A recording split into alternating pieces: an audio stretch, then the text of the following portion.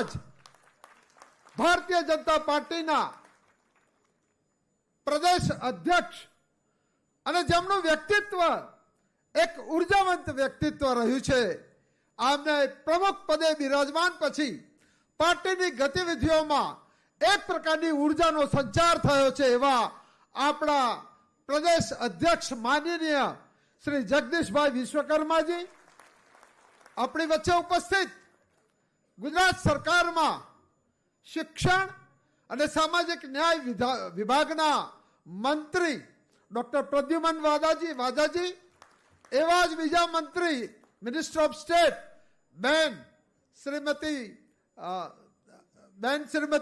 મનીષાબેન, બીજા મંત્રી આપણા જે બેનશ્રી, અહીંયા ઉપસ્થિત સૌ મહાનુભાવો, આપણા રાષ્ટ્રીય જે મહામંત્રી શ્રી શંભુનાથજી, આપણા પ્રદેશના ઉપાધ્યક્ષ શ્રી ગૌતમભાઈ ગાંડિયા, આપણા પૂર્વ સ્પીકર શ્રી રમણભાઈ વોરા સાહેબ અને ગાંધીનગર મહાનગરપાલિકાના પ્રથમ નાગરિક માનનીય મેયર, અહીંયા ખૂબ જ વિશાળ સંખ્યામાં ઉપસ્થિત સમાજના શ્રેષ્ઠીઓ ઉપસ્થિત છે. સાહેબ, હું આપણે કહું છું કે અહીંયા જે દલિત સમાજના આગેવાનો ઉપસ્થિત છે, એમાં મંત્રીશ્રીઓ છે, એમાં ધારાસભ્યશ્રીઓ છે, પૂર્વ મંત્રીઓ છે, પૂર્વ ધારાસભ્યો છે, પૂર્વ ચેરમેન છે અને એવા અનેક જે દિગ્ગજ અને કર્મઠ કાર્યકર ભાઈઓ અને બહેનો અહીંયા જે બેઠા છે, એટલી જ કરતા વધારે સંખ્યામાં બહારના જે સભાગારમાં લોકો બેઠા છે, ત્યારે હું આપ સૌનું હૃદયથી મિત્રો સ્વાગત કરું છું.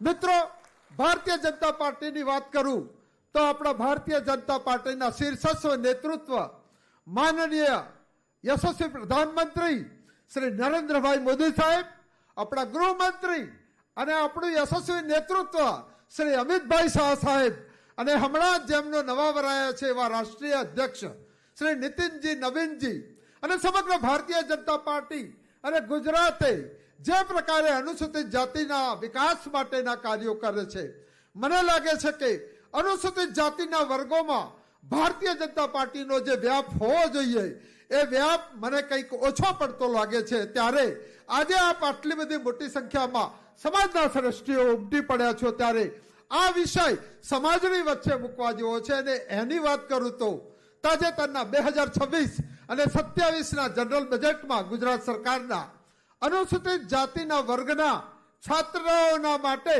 શિષ્યવૃત્તિની મર્યાદા, આવકની મર્યાદા 2.5 લાખ હતી. એ ભારત આઝાદ થયું ત્યારથી હતી મિત્રો.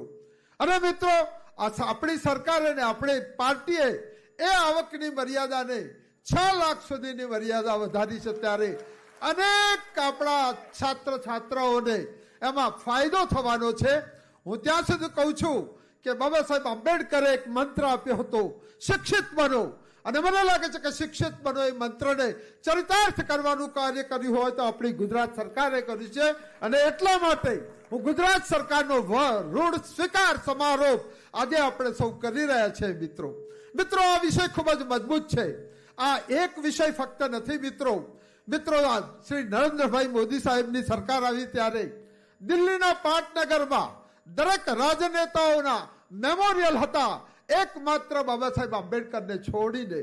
અને મોદી સાહેબ જ્યારે આવ્યા ત્યારે એમણે 15 જનપથ ખાતે ઇન્ટરનેશનલ મેમોરિયલ લગભગ 250 કરોડની લાગતથી મિત્રો કર્યું. ને એના પછી 26 જનપથ જે પ્રાઇવેટ પ્રોપર્ટી હતી ત્યાં પણ એમણે મેમોરિયલ કર્યું. મિત્રો, એક વિષય કહીને હું મારી વાતને સમાપ્ત કરીશ મિત્રો, કે 2017માં યુજીસી એટલે યુનિવર્સિટી ગ્રાન્ટ્સ કમિશનમાં જે યુનિવર્સિટીમાં જે આપણા ટીચર્સ હોય છે એમાં 200 પોઈન્ટનું રોસ્ટર હતું મિત્રો.